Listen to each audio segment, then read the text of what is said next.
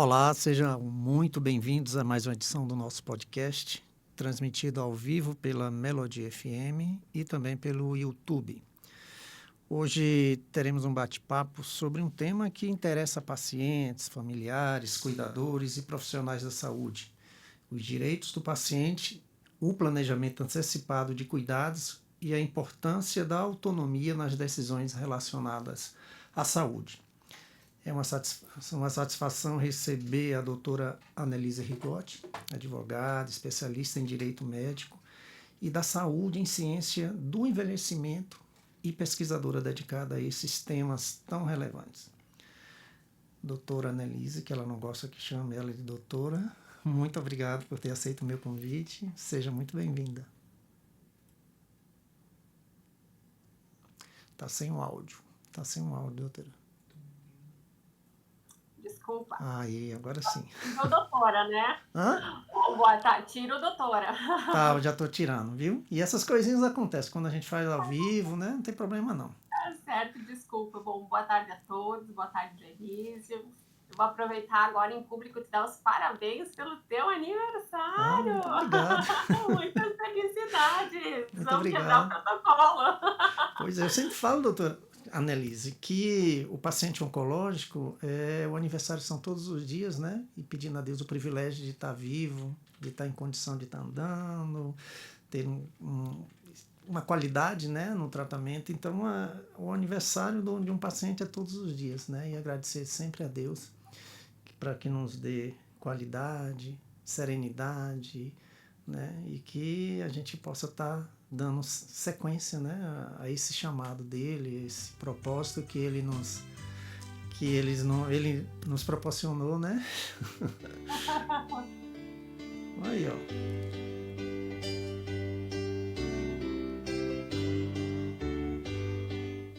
Muito obrigado. Que é o nosso parceiro aqui, que é o Agape, né? Um cara genial, que tudo só funciona, isso só dá certo graças ao cuidado, o carinho e a dedicação que ele tem aqui, o Agape. Que bom que nós temos esses parceiros aqui, Sim, né? sim, é necessário, né? Verdade.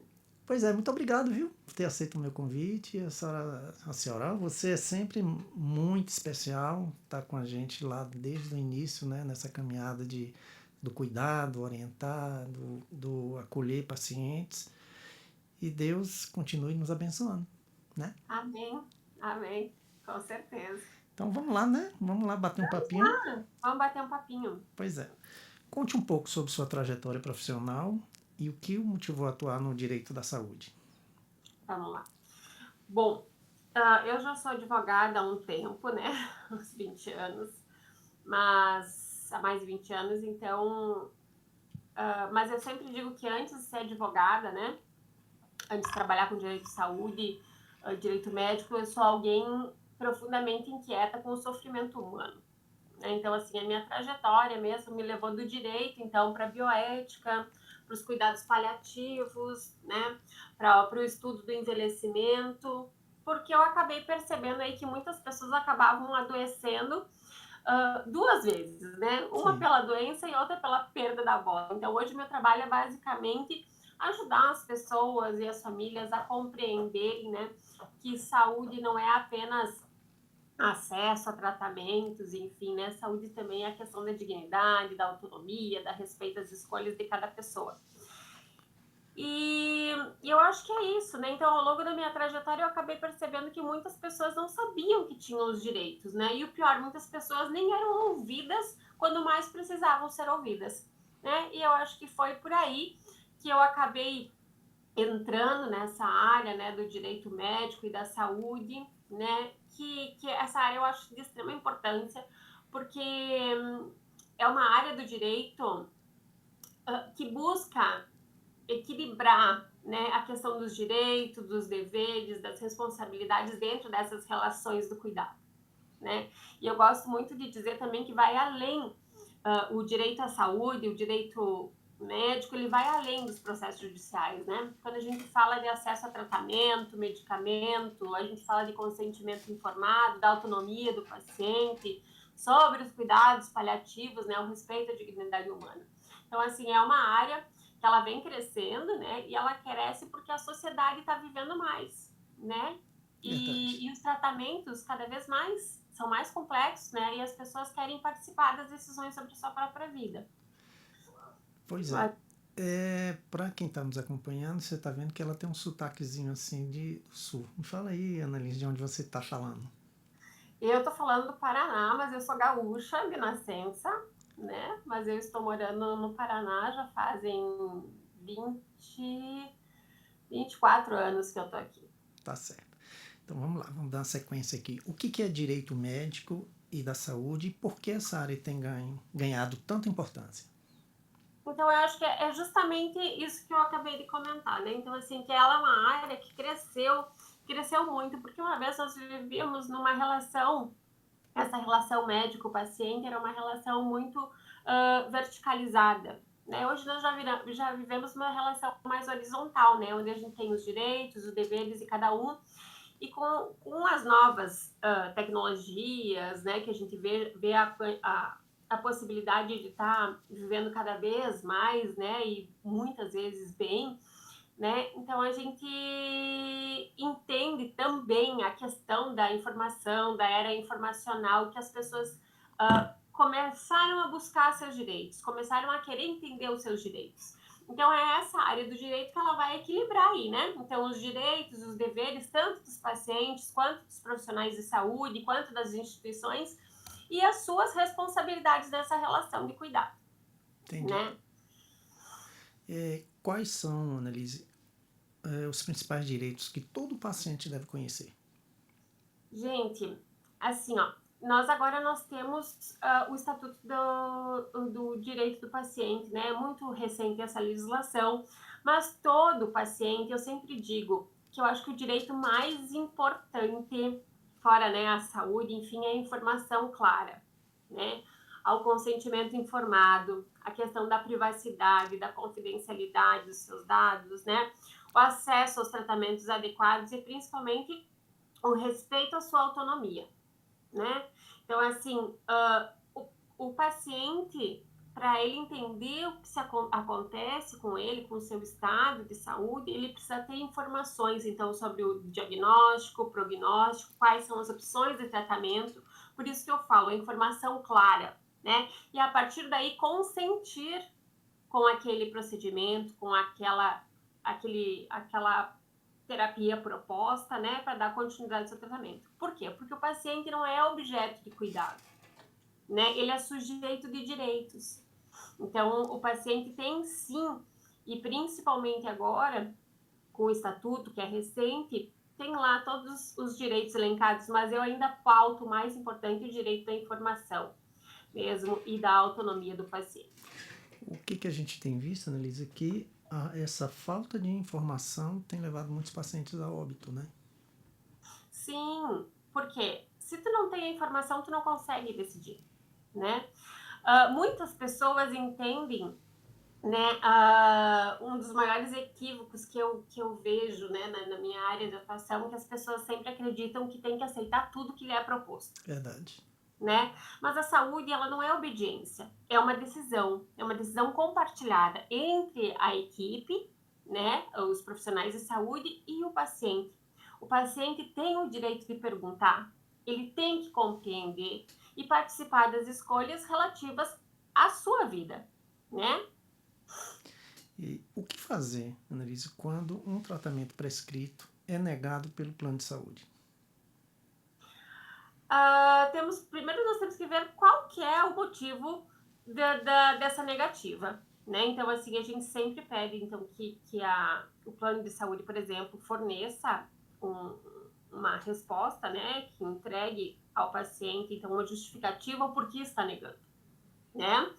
Mas a maioria das vezes, a maioria das judicializações que a gente vê hoje no campo da saúde é pela falta de informação do paciente, muitas vezes pela falta de informação do próprio plano de saúde, que ele tem o dever, né, e a responsabilidade de cumprir com o que for prescrito em médico.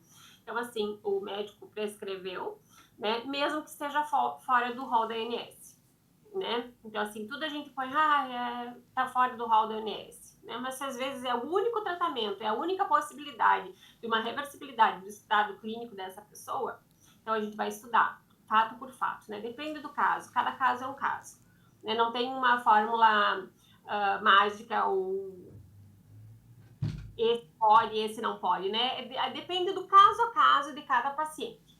Entendeu? O paciente pode participar das decisões sobre o seu tratamento? Ele não apenas pode, Como como deve, ele né? deve. As melhores decisões de saúde não são aquelas construídas só entre a equipe, só entre o profissional de saúde. É aquela construída entre a equipe, o paciente e a família. Mas principalmente atentando ao que é o melhor para esse paciente, o que ele julga ser melhor para ele, né? Ninguém conhece melhor os valores de uma pessoa que ela própria, né? Então, assim, sim, ele deve participar. E como é que deve agir esse paciente diante de dificuldades de acesso a medicamento, principalmente aqueles medicamentos de alto custo? Aí é a mesma questão. Nós temos que analisar caso a caso, né?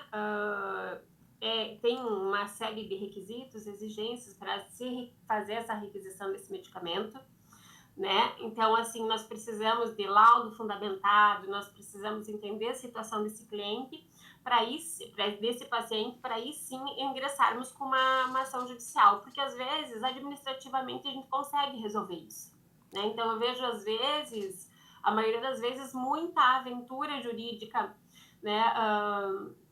A questão do custo-benefício, se esse tratamento realmente é indicado para o paciente, ou ouvir uma segunda opinião, né? Então, eu acho que é importante a gente... Por isso que eu falo, né? A falta de conhecimento. Às vezes, a gente consegue chegar num mesmo denominador comum com o médico, até mesmo com o plano de saúde, sem ter que estar judicializando.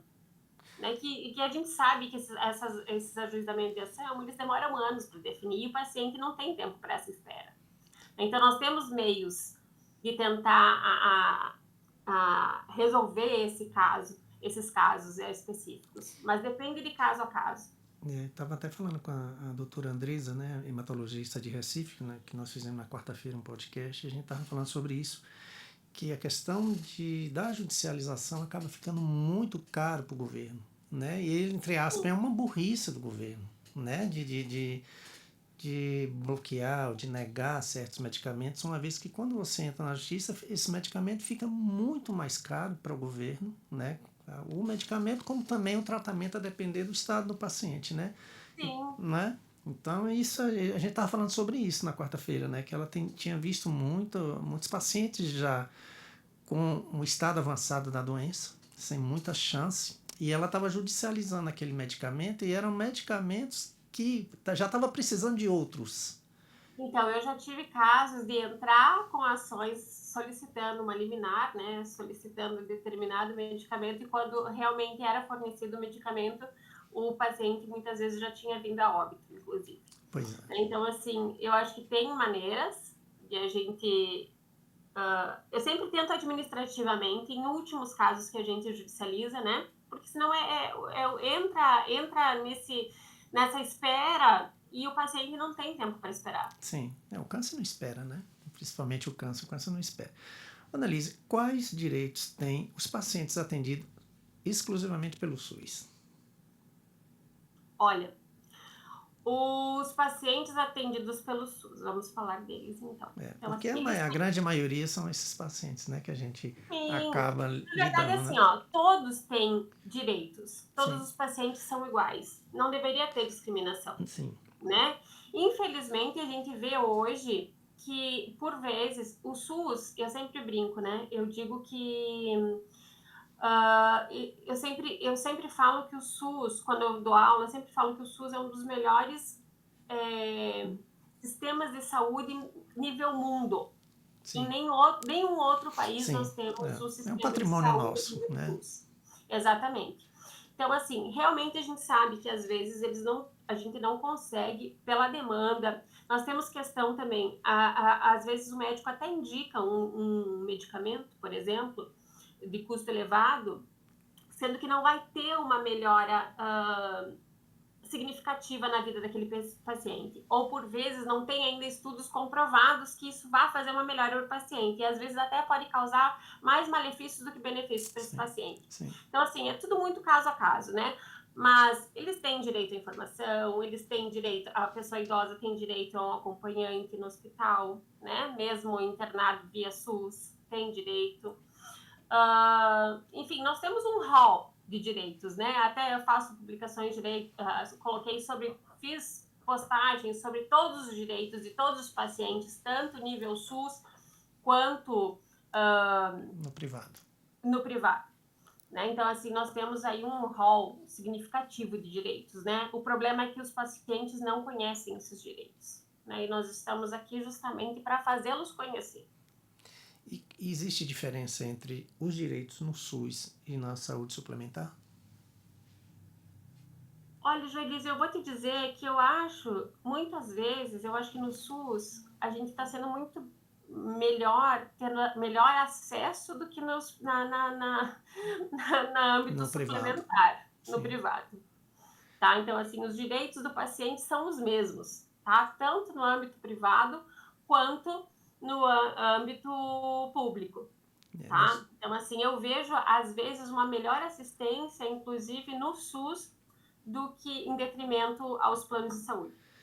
Nós estamos com alguns pacientes, Annelise, que está passando por umas situações assim bem preocupantes, porque tem uma grande rede aí de um hospital, né, que está, né, talvez sendo entrando em judicialização, né, questão de fornecedor, enfim, né, e esses pacientes estão faltando medicamentos, né, e eles estão sem saber o que fazer porque esse hospital não está fornecendo a medicação. E a medicação, principalmente para o mieloma múltiplo, ele não pode parar, ele é sequencial, né? Então, para você ver, isso às vezes não acontece no SUS, né? Entrou em problema financeiro, enfim, tá lá. E vamos ver o que a gente o que a gente pode fazer. O que a associação fez com alguns pacientes foi ajudar a encaminhar para um outro hospital, né? Graças ao apoio de alguns médicos parceiros nossos, né? Que ele tem acolhido esses pacientes para que ele possa dar uma sequência nos tratamentos, né? Tratamento, né? Mas não é fácil, não. Não é fácil, não, porque... É difícil. Veja, eu já tive casos, por exemplo, como eu falei, relatei depois que o medicamento chegou na residência do meu cliente, ele já não teria mais utilidade nenhuma, né? Pela demora. Sim. Enfim. Nós temos casos que nós pedimos para recolher, inclusive, essa medicação de alto custo, altíssimo custo, e até hoje as pessoas, mais de 2 anos, e o poder público não recolheu esse medicamento, e sendo que a pessoa que tem que é o depositário do medicamento não pode nem transferir para uma outra pessoa. Não pode doar, não pode nada. Para outra pessoa, não, porque ele está responsável por aquilo. Então, assim, a gente tem ainda um descaso muito grande. Isso é uma preocupação que a gente tem. E eu acho que é isso, sabe? É uma questão de mesmo organizacional. Né? Eu vejo que um medicamento de 140 mil reais, tu tem umas 4, 5 caixas ali disponível, sendo que tantas pessoas podiam ser beneficiadas e não estão sendo beneficiadas por não digo erro, mas é falta de organização. Sim, de uma boa administração, né? Da administração. Vai vencer, esse medicamento vai vencer, né? Não, e aí vencido, mesmo assim, as pessoas falando, venceu. Aí tu peticiona, dizendo que o medicamento venceu, tu não pode fazer nada. Porque ele é um descaso, né, com a saúde e com os pacientes. Esse medicamento da lenalidomida, por exemplo, que eu pego no plano de saúde, nossa, eu tenho que assinar tanto papel, eu não posso transferir, não posso doar, porque se caso eles descobrem que eu faço uma doação, eu perco, né? Então é muito exigente, é muito criterioso, é muito burocrático. Tu tem que levar a procuração. Isso. E por um lado eu entendo, tá? Por um lado eu entendo, né, essa preocupação toda, porque infelizmente a gente sabe que tem uma coisa fé, né? em todos os cantos, né? Então, assim, ninguém tá livre disso, mas infelizmente os bons acabam pagando, né? Infelizmente O, mesmo. Então vamos falar o que significa autonomia do paciente. a autonomia do paciente. Muito bem, vamos falar da autonomia então. A autonomia é o direito de continuar sendo protagonista da sua própria vida, mesmo quando a gente está doente. É entender que a gente pode decidir conforme o quê? Conforme os nossos valores, conforme as nossas crenças, com os nossos objetivos de vida. E isso não desaparece porque alguém recebeu um diagnóstico de uma doença grave, né? Tu continua sendo ali, tu não é uma doença, tu é uma pessoa, tu é um sujeito de direitos, né? E como sendo uma pessoa e um sujeito de direitos, tu tem o direito de exercer essa autonomia, né? Em decidir, eu quero esse tratamento, não quero esse tratamento, né? Até que ponto isso vai ser bom para mim? Claro que vai ter a opinião do médico, mas tem coisas que não condizem dali a pouco com as crenças do paciente. Por exemplo, o paciente testemunha de Jeová. Por exemplo, ele sabe que tem que fazer uma transfusão de sangue, mas isso vai contra as suas crenças. Ninguém pode obrigar esse paciente a realizar, mesmo correndo risco de vida. Né? O que é mais importante para aquela pessoa? Fazer a transfusão ou, de repente, deixar morrer a coisa mais importante que é a crença dela? Né? E não cabe julgamento. Né? Então, assim... Mas a autonomia é isso, é o direito da pessoa decidir. Né? Então, assim, a pessoa informada, com consciência, né, sabendo do prognóstico, do diagnóstico, do prognóstico, enfim, decidir o que ela julga importante, que é importante para ela, conforme seus valores. Nós tínhamos até comentado sobre isso, foi com relação a uma convidada que nós tivemos aqui, a doutora Ednei, ela é responsável por transplante de órgãos aqui. E que na documentação, tipo, vamos dizer assim, eu chego lá na minha documentação e coloco lá, eu quero, quando na minha morte, doar meus órgãos. Né? Tá tudo lá bonitinho, documentado. Mas se a família falar que não, vale o que a família fala, né? Mas aí que eu também falo nesse ponto, o que eu acho importante ressaltar é a questão da informação, da conscientização, da conversa entre os familiares e o paciente, da conversa entre o médico, né, o paciente e a família a respeito da doação de órgãos, né? Eu sempre falo que a importância de uma campanha de mobilização, né, uma campanha de conscientização sobre doação de órgãos. Realmente, por que isso não é respeitado, por exemplo, numa diretiva antecipada de vontade? Se você colocar que você é doador de órgãos, ou se você colocar na sua cédula de identidade que tu é doador de órgãos, chegou no momento a família não aceitar, não quiser doar, não vai ser doado, porque nós temos uma lei federal. Então, essa lei também deve ser revista. Entendi. Então o que eu colocar no documento não serve para nada, né? Serve, A fica... a questão da doação de órgãos, até essa lei ser alterada, né? Não vi nenhum projeto de lei ainda a respeito disso, pelo menos não tive conhecimento a respeito dessa alteração, porque nós temos previsão. Então, nós temos uma lei sobre a doação de órgãos e, ao mesmo tempo, no Código Civil, nós temos previsão que a pessoa pode dispor do corpo, né? Mas aí tem os limites, e o limite cai nessa lei. Se a família não autorizar, não é feito. Entendi. E ela está falando aqui que tem que é a questão da divulgação mesmo, da questão de você divulgar por que você tem que doar, por que a necessidade de doar.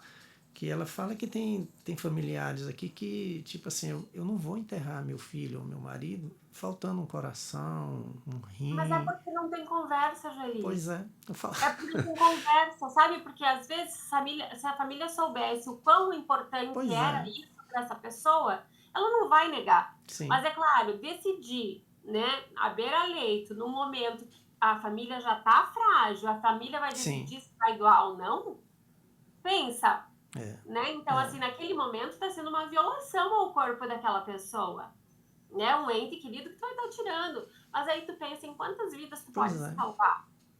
Né? Então, eu acho que é isso. É a questão da conscientização, é a questão da conversa. Minha família tem conhecimento que eu tenho na minha diretiva antecipada de vontade, no meu testamento vital, eu tenho expresso a doação de órgãos. Eu tenho também a escritura pública mesmo de doação de órgãos, né? Então, assim, a minha família, os meus amigos sabem dessa minha vontade. E eles vão, eu espero, né? Acredito que sim, será respeitada a minha vontade. Entendi. O que é o testamento vital?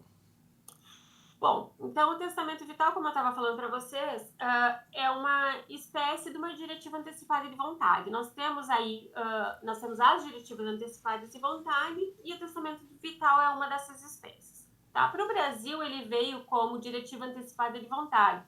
Tá? Ele veio lá dos Estados, é um termo estadunidense, que ele veio do Living Will, e veio para cá como diretiva antecipada de vontade. Por quê? Porque veio através de um conselho deontológico, né, uma norma deontológica de um conselho de classe, né, então veio para nós, para o Brasil, por meio do Conselho Federal de Medicina, né, então assim, é um documento no qual a pessoa, ela vai registrar previamente, vai transmitir, né, quais os cuidados que ela deseja ou não deseja receber, né, caso não consiga mais se comunicar no futuro, tá?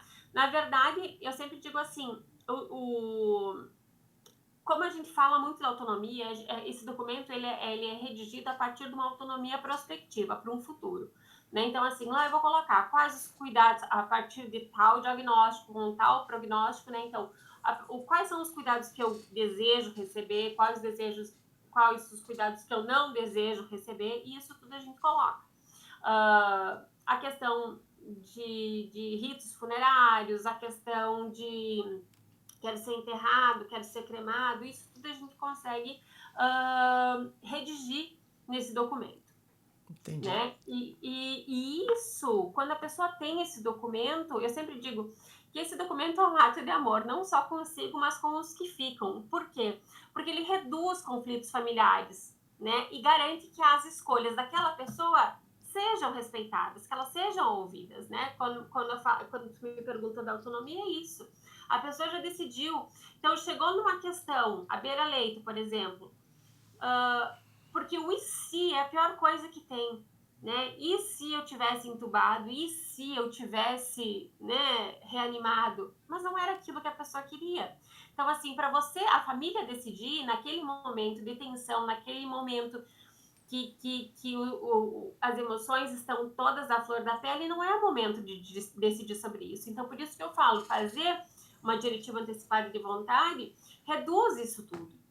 Né? Então, assim, o momento de fazer uma diretiva é hoje, o momento de fazer uma diretiva é agora, e conversar. Não adianta também redigir uma diretiva antecipada de vontade e não expor para as pessoas que era isso que você gostaria que fosse feito. Né? Colocar e engavetar, não adianta nada. Né? Então, assim, o que falta? Falta conversa, falta diálogo. E eu acho que é isso, a conversa com o médico que dá as instruções para te fazer o preenchimento, a redação correta. Sempre aconselho pedir para um advogado para ver se realmente está nos termos legais, né? Se não está infringindo nenhuma norma legal, enfim. Mas a importância desse documento é muito importante, que todas as pessoas tenham suas diretivas antecipadas de vontade feitas, deixadas por escrito e conversado, né, com os seus próximos, com a sua família, enfim, a respeito das suas vontades. Tem esse documento, ele possui validade jurídica no Brasil, Annelise? Sim, principalmente agora com o Estatuto da Pessoa, do Estatuto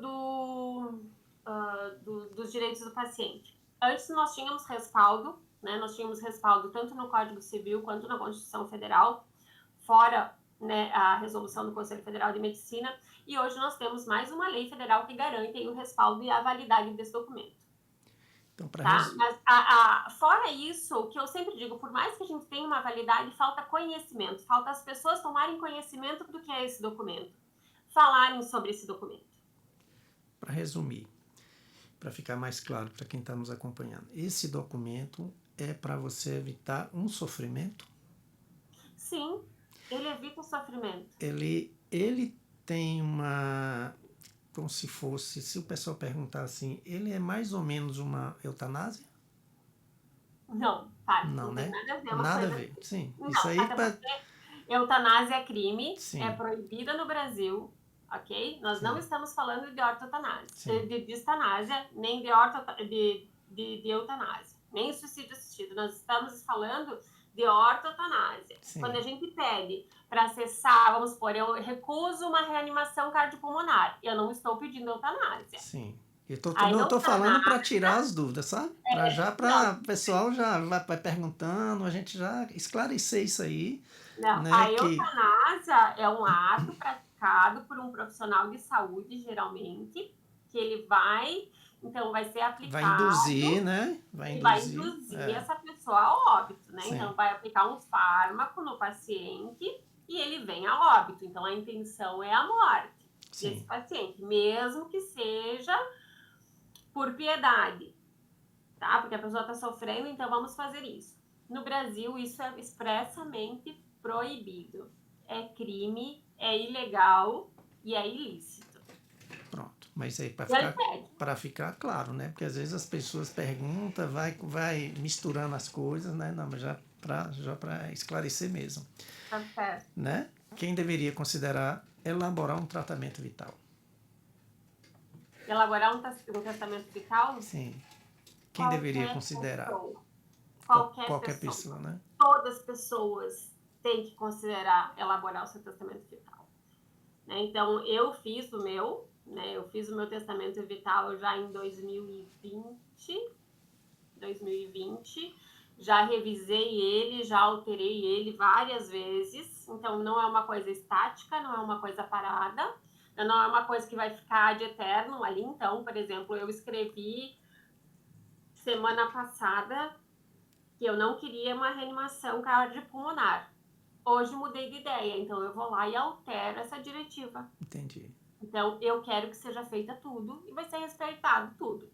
Lembrando que esse documento, ele só passa a ter validade a partir do momento que eu não conseguir me expressar de forma nenhuma. Enquanto eu Annelise, puder me expressar, tá? Seja da que forma for, escrito, falado, balbuciado, se eu conseguir me expressar, vai valer essa vontade. Entendi. Tá? O que foi expressa. A partir do momento que eu estiver inconsciente ou induzida, um coma, ou enfim, uma situação X, vai passar a valer esse documento. Entendi. Tá? Então, a partir desse momento que esse documento vai ter validade. Tá. Como é que a família e médicos devem lidar com esse documento? Respeito. É respeito pela vontade do paciente. Tá? Respeito pela autonomia. Respeito pelo que a pessoa redigiu esse documento por ser importante para ele. Porque ali ele está realmente colocando quais são os limites para ele. Né? Então, eu não quero ser reanimada, eu não quero viver entubada, eu não quero nutrição artificial. Então, assim, tu vai colocar isso dependendo da situação. Por exemplo, eu fiz o meu documento, eu não tenho diagnóstico. Né? Quem sabe, a partir do momento que eu venha ter um diagnóstico, sabendo do prognóstico, né? Pode ser eu alterado. Posso mudar. Sim. Eu posso alterar. Sim.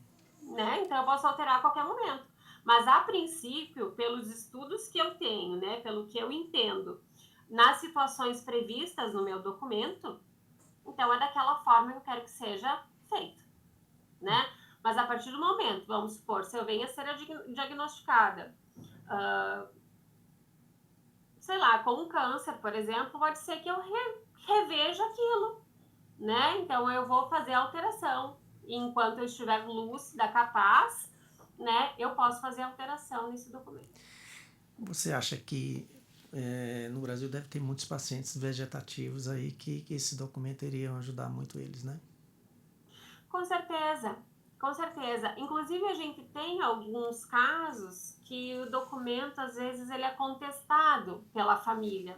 Né? Às vezes, o paciente até deixou um documento, mas ele vem a ser contestado pela família, dizendo que a pessoa não estava capaz, não estava lúcida no momento que redigiu o documento. Então, assim, nós temos requisitos para a confecção desse documento, né? Então, assim, tem que ter capacidade, tem que ter maioridade civil, né? Ela tem que estar lúcida e capaz, saber o que ela está pedindo, né? Para isso ela precisa ter informação. É aquilo que eu falei, né? É um direito mais que importante e mais que necessário do paciente, é o direito à informação. né? Para aí sim, a partir da informação sobre o diagnóstico, do prognóstico e das alternativas de tratamento que esse paciente pode vir a ter, aí sim ele decidir, né? Então, eu acho que é isso o mais importante. Eu acho que é muito interessante esse assunto, viu? Muito. E Eu acho que nós podíamos marcar um dia só para conversar só sobre o testamento vital. ponto. É porque isso precisa ser divulgado, né? Isso é pouco falado. Ninguém sabe disso. Porque a gente vê, assim, às vezes, os conflitos, né? Então, assim, tu já tá numa situação bem melindrosa, né? Tu tá num beira-leito com um paciente teu ali, né? Entre a vida e a morte. E aí, claro, tem coisas que o médico vai decidir, porque é ato médico, né? Mas às vezes um filho quer entubar, o outro não concorda, porque não era aquilo, porque conversava, teve mais acesso ao ente, né? Vamos supor, o pai. Então, eu conversei com meu pai e meu pai falou que não gostaria de ser entubado, que ele não gostaria de ser mantido vivo por aparelhos, né? Ele me falou isso, mas ele não conversou isso com meu irmão. Então, já era um conflito ali. Entendi. Porque meu irmão vai falar, eu quero fazer tudo pelo pai. Daí eu falo, não, mas o pai não queria isso. Mas ele não deixou documentado. Né? Então, o médico vai fazer o quê? Né? Então, assim, outros têm uma procuração para cuidar de saúde, que é um modelo também de diretiva antecipada de vontade, né? Que tu vai nomear, então, uma pessoa para que responda por ti, né? Sabendo das suas crenças, do que é importante para ti, ele que venha responder. Então, ele que vai enfrentar a família, ele que vai enfrentar a equipe médica e vai tomar as decisões no teu nome, mas mediante aquilo que tu já expôs para ele. Tá? Ele não vai substituir a tua vontade, ele vai fazer cumprir a tua vontade. Então, tu vai estar delegando, tu vai estar entregando a tua vida nas mãos dessa pessoa. Né? E mesmo fazendo uma diretiva antecipada de vontade, inclusive, tu pode nomear esse procurador para cuidar de saúde. Então, assim, isso tem que ser difundido, as pessoas têm que ter conhecimento, mas, Joelise, eu sempre falo, eu acho que nas nossas outras conversas a gente sempre falou, né? A importância de conversas, né? Sobre finitude, sobre essa questão mesmo de adoecimento, o que é importante para cada um. A gente tem filmes para assistir, para debater sobre esses assuntos, mas ainda assim, a morte é um assunto que a gente não conversa, né? É um tabu ainda. Sim. Né? Nós temos aí um paternalismo ainda naquela questão de entender que tem que ser feito tudo a todo custo com aquele paciente, né? Então, só que às vezes, enquanto tudo a todo custo com aquele paciente, será que vai ter uma reversibilidade, né? Tem possibilidade de reversão do quadro base daquela doença ou não tem? Será que era aquilo que ele queria realmente? Né? Ou vai causar mais sofrimento para a família e para aquele paciente? Né? Então, assim, a gente precisa dessas conversas. Nós precisamos conversar num almoço, numa janta, entre amigos, né? E ter essas conversas esclarecedoras, né? A respeito do que é importante para cada um. Porque ainda é um tabu, né? Ninguém quer falar sobre isso. Infelizmente, né? é um tabu, mas a gente nunca sabe. Eu sempre falo que a única certeza que a gente tem na vida, né, é a morte. Sim. Né? Então, assim, então, como é que tu quer viver até lá? Vai te preparar para isso? De que forma tu vai se preparar para isso? Né? A mesma coisa no envelhecimento. Todo mundo vai chegar no envelhecimento. Né? Todo mundo vai envelhecer, a não ser que tu morra antes. Se não morrer antes, então tu vai continuar envelhecendo. A gente começa a envelhecer no momento que a gente nasce. Né? Mas, infelizmente, ainda tem esse tabu em cima desses assuntos, né? Sobre o envelhecimento, sobre finitude, e a gente precisa debater, a gente tem que ter espaço para debater sobre isso. Eu queria que você falasse, eu estou lembrando aqui, em Agape, explica eu estava falando para o Agape aqui sobre doula da morte. Você é doula da morte, não é? Sou. Explica aí, o que é doula da morte? Doula da morte é a pessoa que cuida, é a mulher que cuida. Né? Então, nós acompanhamos, como nós temos a doula do parto, né? Então, nós temos a doula do parto, é aquela que acompanha, então, a mãe durante a gestação e acompanha, então, o nascimento do filho. Né? Então, vai fazer todo esse acompanhamento. Nós acompanhamos o processo reverso. Nós ficamos ao lado do paciente, né, e da família, nesse percurso final da vida, nessa última etapa da vida. Então, a gente acompanha o paciente até o último suspiro e continua acompanhando a família já pós o falecimento no luto dessa família. Então, a gente já vai trabalhando essas questões com a família. Então, a gente cuida dessa pessoa, veja o que é importante para essa pessoa.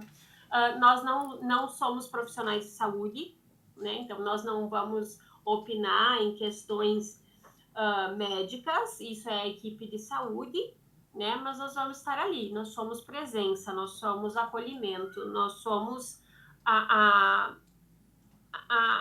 o apoio, tanto do paciente, a ponte entre o paciente e a família, entre o paciente e a equipe de saúde.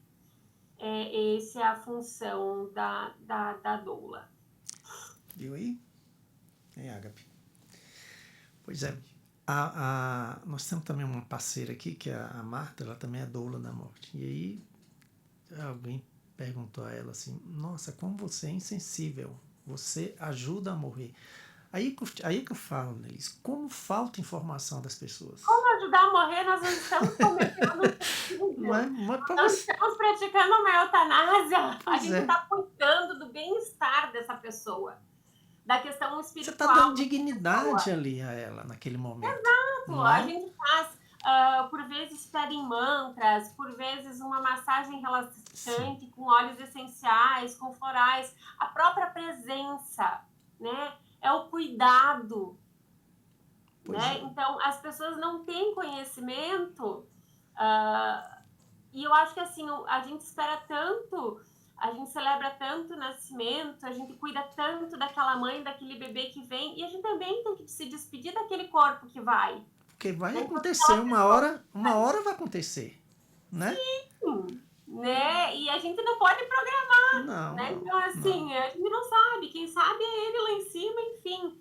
Né? Então, assim, o que a gente faz é apoio, é cuidado, é estar presente, é aquela escuta, às vezes quer falar alguma coisa, a gente até estimula a pessoa a escrever carta de despedida para alguém, prepara a questão dos ritos fúnebres, a gente ajuda a família a organizar essa questão de documentação, a questão da roupa, dos trajes, né? Esses trâmites todos que às vezes realmente fica complicado para a família decidir. E só quem passa por isso para entender um pouquinho. Né? Então, assim, é a questão da escuta, daquele apoio, tanto para a família quanto para o paciente. Por que você escolheu ser doula? Justamente porque eu vejo essa questão da humanização do cuidado. Sabe, eu digo que eu fui chamada. Por que eu digo que eu fui chamada? Que eu senti um chamado. E engraçado, assim, conversando agora, acho que tu é a primeira pessoa que pergunta para mim, né, por que eu escolhi ser doula? Eu não escolhi. Acho que eu fui escolhida. Porque eu fui preparada para um momento que eu vivi. Entendi. Então, assim, eu já tive algumas situações antes da formação, né, que eu acompanhei pessoas, famílias, amigos, e eu sempre tentei ser aquela pessoa acolhedora naquele momento, né, tanto no momento do adoecimento quanto depois, né, no pós-óbito, né, no período do luto, enfim. Mas eu digo que eu fui chamada e realmente eu fui preparada para isso, porque na sequência eu acabei tendo uma perda muito importante na família. Então, eu acho que eu fui preparada para cuidar dessa pessoa até o fim. Como outros pacientes que eu acabei acompanhando depois. Mas, assim, eu acho que eu fui preparada para aquele momento.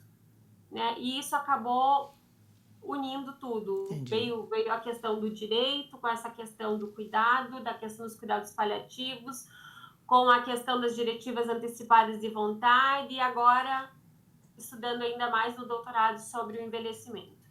Você está em um caminho assim muito de doação, né? De respeito, de dignidade pelo próximo, né? Muito bonita a sua escolha, né? Isso é muito, nossa, a gente não tá vendo isso nas pessoas, né? Até mesmo dentro da família tá faltando esse acolhimento, esse carinho, esse respeito pelo próximo, mesmo dentro da família. Então, o que Sabe por quê? você está ocupando espaço, né, que falta em muitos momentos, né?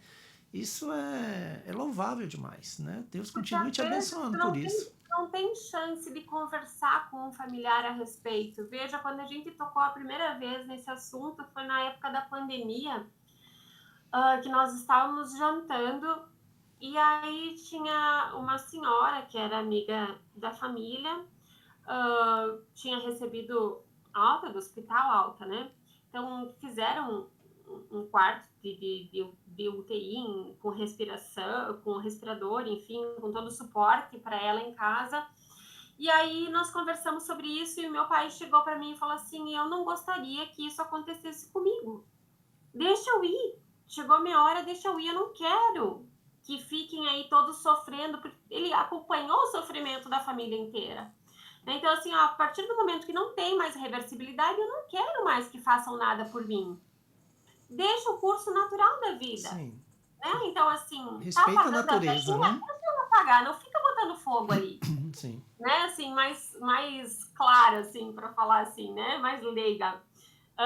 Mas aí que começou a discussão. E eu falava para ele, imagina, enquanto eu puder, se tiver uma chance, 1% de chance de reversibilidade, eu vou manter você vivo. Né? Deus vai fazer um milagre, se acontecer alguma coisa, eu não vou abandonar você. E ele falou, você sabe se era isso que eu queria? Aí acabou comigo. Entendi. E aí que eu comecei a buscar entendimento a respeito. Entendi. Você está emocionada.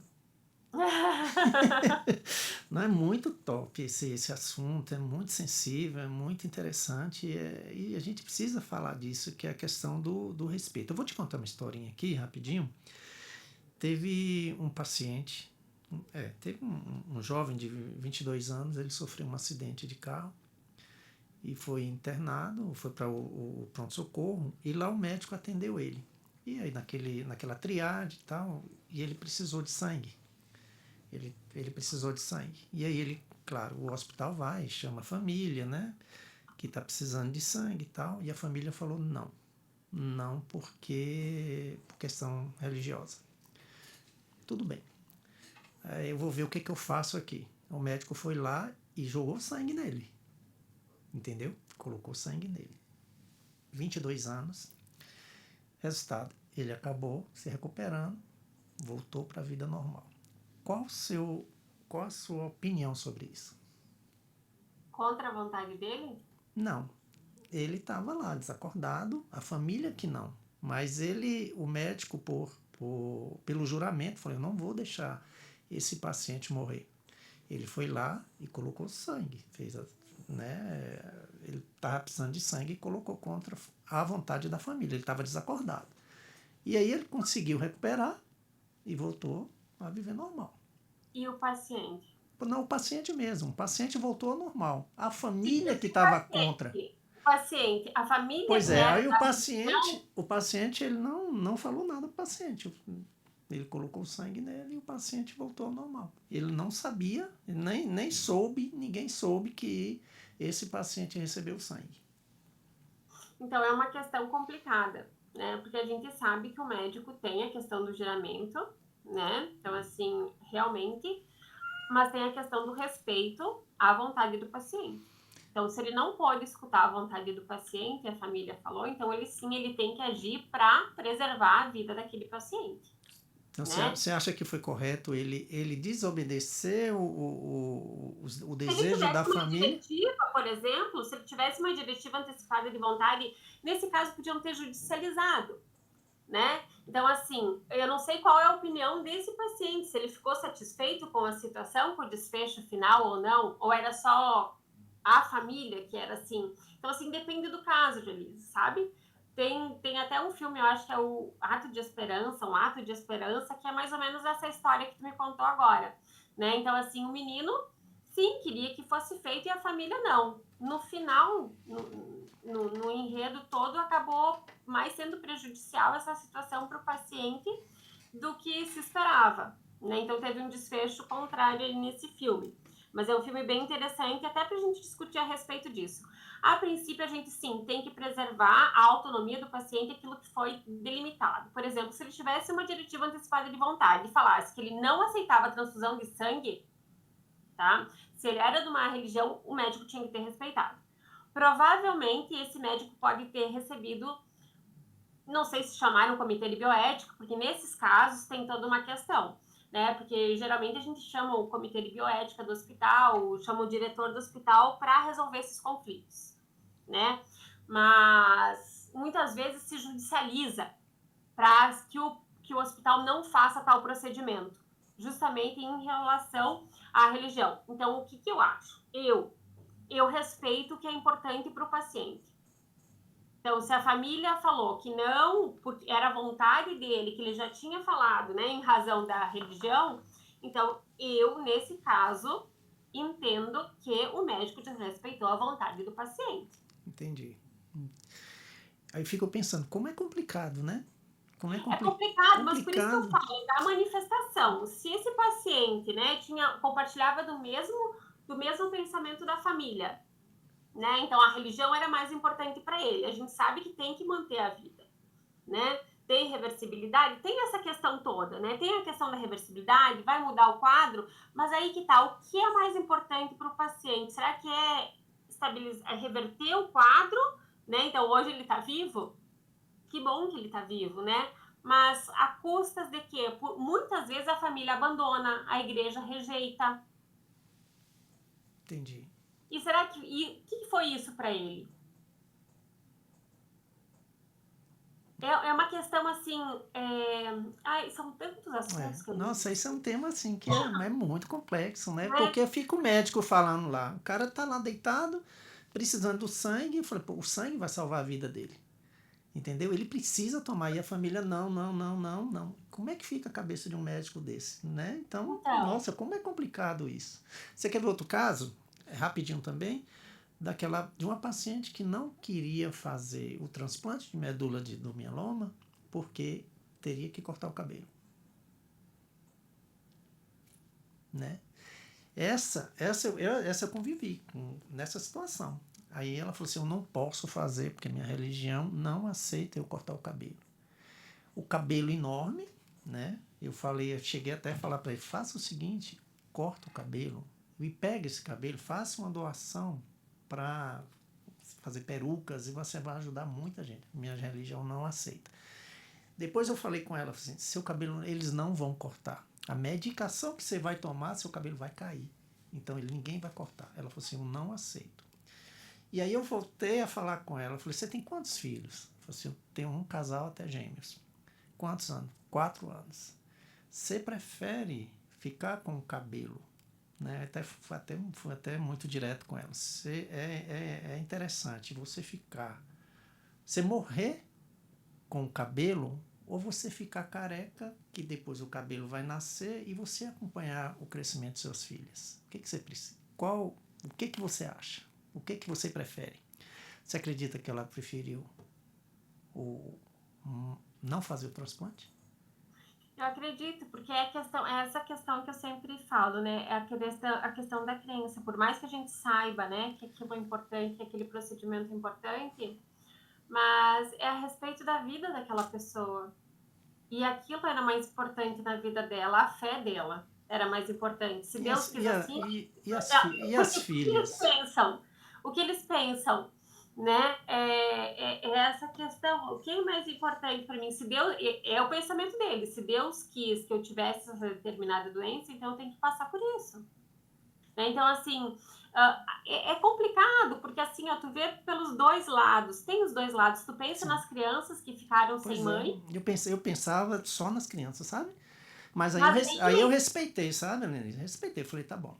Eu dei eu dei a minha opinião, achei o meu ponto de vista, o que eu achava que é certo e que é errado, mas ela teve o respeito. Falei, beleza. E ela não fez. E eu sumiu. Ela, tipo assim, ela sumiu, eu não sei o que virou, o que deu, se ela... Porque também você tem um direito também de não fazer o transplante. Independente de religião, não, você tem um direito. Mas sabendo que o transplante, ela pode melhorar o tratamento, ela pode vir, como no meu caso, ela pode vir a ter uma qualidade de vida. Entendeu? Isso é um direito de todo paciente. Ninguém é obrigado a fazer o transplante. Aí ela São sumiu. questões muito pessoais, assim, é É, muito questão de cada paciente para paciente, de cada pessoa para pessoa. Para mim, às vezes, isso não era, que nem eu falei para vocês lá no começo. Quando eu tive a conversa com meu pai falou que ele não queria. Então, o que ele queria? O que era importante para ele? Ele não queria passar por aquilo. Então, respeita-se essa opinião. É a mesma coisa essa paciente. Ninguém é obrigado a fazer sim, ou deixar de fazer alguma sim, coisa contra a sua vontade, sim. principalmente nessas questões. Mas, claro, isso é uma questão muito particular. A gente não pode julgar. É Verdade. complicado, porque às vezes a gente vê as pessoas tomando decisões beira-leito, às vezes por egoísmo, por falta de uma desculpa que não foi pedida, um perdão que não foi pedido, um eu te amo que não foi feito, um tempo que não foi aproveitado com aquele familiar, que aí tu quer voltar atrás no tempo e tu não consegue voltar atrás do tempo. É verdade. Então faça aquilo que tu tem que fazer com o teu familiar hoje, porque tu não sabe o dia de amanhã. Então hoje, se tu tiver que ligar para alguém e pedir desculpa, liga e faça isso, porque tu não sabe se tu vai poder fazer amanhã, né? Mas é essa questão do respeito à individualidade de cada ser humano, né? Eu dei esses dois exemplos para fortalecer a ideia, né, alertar sobre a ideia desse documento.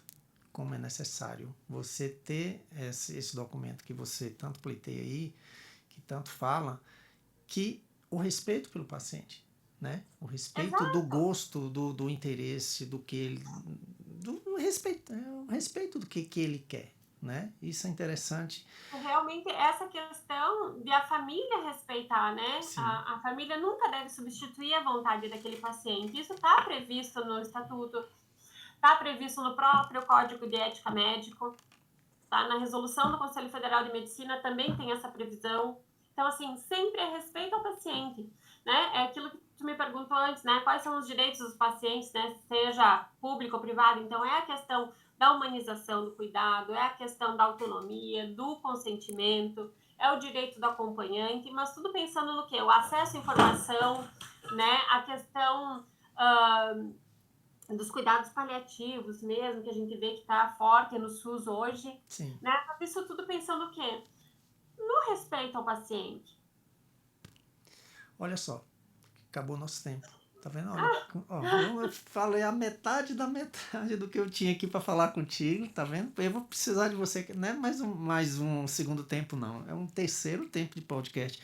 Porque você é muito especial, Ai, entendeu? querido, Você, obrigada. pelo seu conhecimento, pela sua vivência, pela sua doação a esse trabalho, precisa ser divulgado e precisa ser falado sobre isso. Então, já te convido para depois a gente ver uma datinha para dar uma sequência nisso que é interessante, né? E aí Nós a temos gente vai bastante coisa conversando e o para tempo falar. passou. Já deu uma hora aqui. Então, daí eu decido, tem a questão de cuidados Pois paliativos, é, de tem muita ter essas coisa. situações todas. Aí apareceu a doula, que a gente não estava nem no roteiro aqui. A gente vai, né, vai rolando uns papos. Vai Muito surgindo a interessante. conversa, né? Sim. Minha querida, Deus abençoe você. Né, que continue Obrigada, nessa obrigada pelo missão. convite. Viu? Tem todo o Mais meu. uma vez, o aniversário é teu, o presente foi meu de ter esse tempinho Nada, contigo, com são distância. o presente são vocês, que faz parte da minha vida, da minha história, né? Que a gente acaba tendo essa afinidade, né? Essa química que une para o bem. É, né? Muito interessante isso e muito bom. E a gente fica feliz por ter pessoas maravilhosas como você junto com a gente, né? Nessa missão, Obrigada, querido. tá bom? Bondade tua. Então, um beijo no seu coração. Obrigada, Deus te abençoe e até numa próxima oportunidade, tá bom? obrigada. Tá, Tchau, um tchau. beijão. Tchau, Até mais. tchau. Tchau, tchau. Até o próximo. Esse podcast vai ficar disponível no nosso canal, tá bom? Um abraço. Tchau, tchau.